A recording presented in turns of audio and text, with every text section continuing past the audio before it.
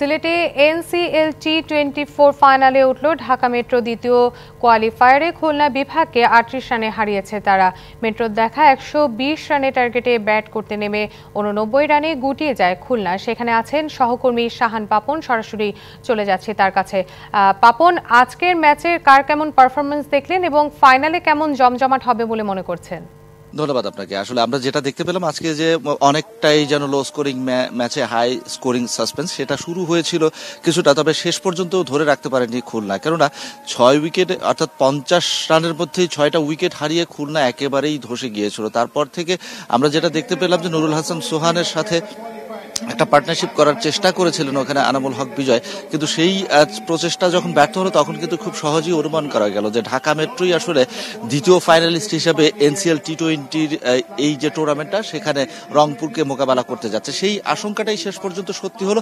আর পারফরমেন্সের কথা যদি বলেন তাহলে বলবো যে দুই দলে দুজন নতুন যুক্ত হয়েছিলেন আজকে। ঢাকা মেট্রোতে মোসাদ্দেক হোসেন সৈকত এবং খুলনায় যুক্ত হয়েছিলেন মুস্তাফিজুর রহমান। তবে মুস্তাফিজ তেমন একটা কিছু করতে পারেনি, ৩৫ রান দিয়ে একটা উইকেট পেয়েছিলেন। যেখানে ঢাকা মেট্রোর সংগ্রহ ছিল ১১৯, সেখানে মুস্তাফিজুর রহমান তার কোটা শেষ করে ৩৫টা রান দিয়েছেন, সেটা নিঃসন্দেহে আসলে হতাশাজনকই বলা চলে। যদিও মুস্তাফিজ বেশ কিছুদিন পর মাঠে নেমেছিলেন, বিশেষ করে টি-20-তে, যেখানে আমরা দেখতে পেলাম যে অনেক বোলারই কিন্তু খাবি খেয়েছে এই মাঠে অন্তত, কেননা উইকেটগুলো একেবারে পুরোই ফ্ল্যাট করা হয়েছিল। টি-20-তে যে ধরনের উইকেট করা হয় সিলেটে সেই ধরনের উইকেট চেষ্টা করা হয়েছিল করার জন্য। তবে সানবিট সব দিবে সামাল। সানবিট ম্যাজিক প্রেস ডিশওয়াশিং এর মাথা ঘোরানো সলিউশন। প্রশ্ন জাগতে পারে যে তাহলে আজকে লো স্কোরিং ম্যাচটা কেন হলো? লো স্কোরিং ম্যাচটা হওয়ার একমাত্র কারণ সেটা আমরা যেটা দেখতে পেয়েছি যে ২ নম্বর উইকেটটা, সেই উইকেটটাই শুরু থেকে ব্যবহার করা হয়েছে। উইকেট অনেকখানি টায়ার্ড, কেননা আপনি জানেন যে এই ভেন্যুতে কিন্তু বিপিএল এর খেলা চলবে, সে কারণেই আসলে একাধিক উইকেট ব্যবহার করা হয়নি। প্রত্যেক দিনই কিন্তু একটা উইকেটেই ২টা করে ম্যাচ খেলা হয়েছে। এবং যদিও বলা হচ্ছে যে তারপরেও এখানকার স্পোর্টিং উইকেটের কারণে আর খুব একটা ক্ষতিগ্রস্ত হবে না ব্যাটারদের ব্যাটিং স্টাইল বলেন কিংবা পারফরমেন্সের ধরন বলেন, আসলে সেটাই আমরা দেখতে পেয়েছি। তবে ওই যে দিন শেষে যেটা বলা যায় যে একই উইকেটে যদি বারবার খেলা হয় সেই উইকেটটা অনেকটাই টায়ার্ড হয়ে যায়, সেখানে লো স্কোরিং ম্যাচ হওয়ার সম্ভাবনা থাকে। সেই লো স্কোরিং ম্যাচটাই আমরা আসলে দেখতে পেলাম এখানে খুলনা এবং ঢাকা মেট্রোর মধ্যে।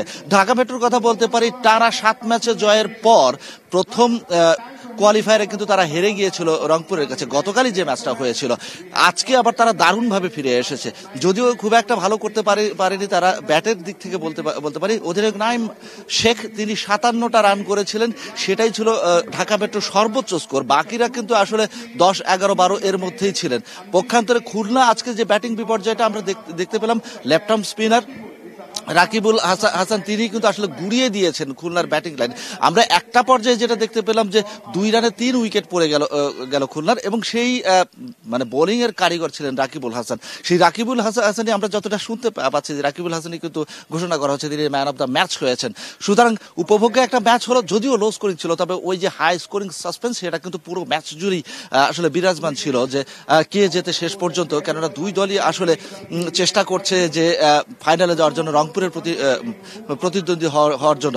এখন শেষ পর্যন্ত সেটাই হলো, অর্থাৎ ঢাকা মেট্রো একটা হারের স্বাদ নেবার পরই আবার ঘুরে দাঁড়ালো, তারাই কিন্তু ফাইনালিস্ট হিসেবে নিজেদেরকে প্রমাণ করলো। এবং রংপুরের সাথে একদিন বাদেই যে ম্যাচটা হতে যাচ্ছে ফাইনাল ম্যাচ, সেখানে আসলে উপভোগ্য একটা ম্যাচেরই প্রত্যাশা করা হচ্ছে। আর দর্শক নিয়ে যদি কথা বলি, আসলে দর্শক সেইভাবে প্রথম থেকেই ছিল না, তবে আজকে ছিল, শখানেক দর্শক ছিল। তো এই ছিল এখানকার সবশেষ অবস্থা। জি পাপন, ধন্যবাদ জানাচ্ছি আপনাকে।